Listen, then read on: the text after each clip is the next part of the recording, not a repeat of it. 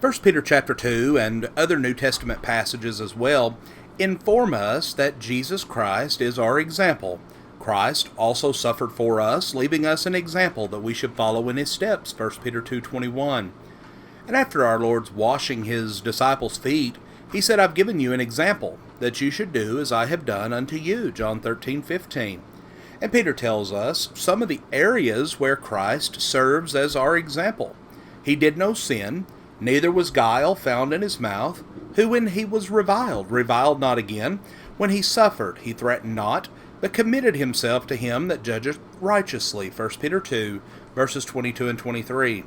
This same apostle delivers some generic principles to govern our behavior in 1 Peter 3, verses 8 and 9, where he says, Finally, be ye all of one mind, having compassion one for another, love as brethren, be pitiful, be courteous, not rendering evil for evil, or railing for railing, but contrariwise blessing, knowing that ye are thereunto called, that ye should inherit a blessing.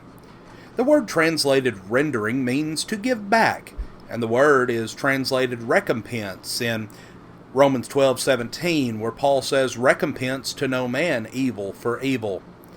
When men and women mistreat us, we are not to return evil for evil. They are perpetuating this evil toward us, and we are not to return that toward them.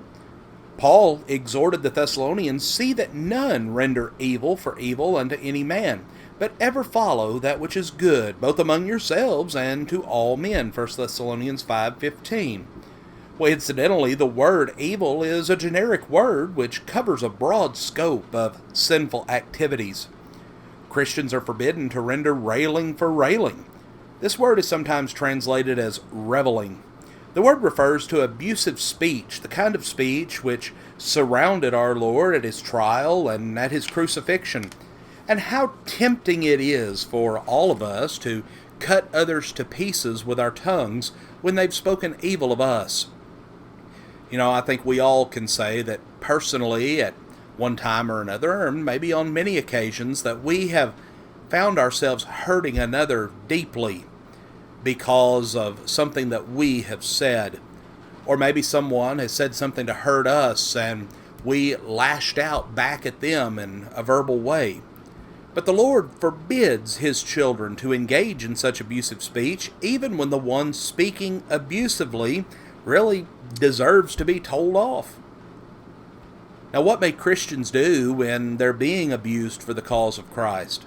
Well, instead of rendering evil for evil and railing for railing, we are to render a blessing. The word blessing means continually render a blessing. The word blessing comes from the word where we get our English word eulogy or eulogize. Are we able to comply with the Lord's instructions in our dealing with evil and dealing with abusive and disrespectful people? As you and I both know by experience, this is not something that's easy to do. The natural inclination to retaliate is difficult to control, but Christians must work hard at obeying their Lord's will for their lives. If he could endure persecution, reveling, and even crucifixion, then surely we can be faithful in the face of hardship and heartache that we have to face. Christians know they are called, that we should inherit a blessing.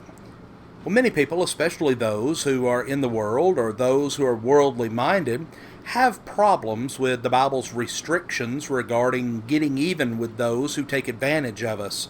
But we must remember what our Lord had to endure. He was spit upon, which was a great indignity.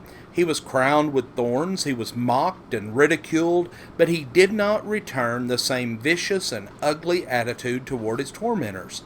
He meekly submitted because he knew of the ultimate benefit for fallen man. For Christ also hath once suffered for sins, the just for the unjust, that he might bring us to God, being put to death in the flesh, but quickened by the Spirit. 1 Peter 3 and verse 18. So friends, may you and I so live that we may inherit the blessing that God has in store for all of his faithful children. Friends, we thank you for joining us for our program today. and have a blessed day.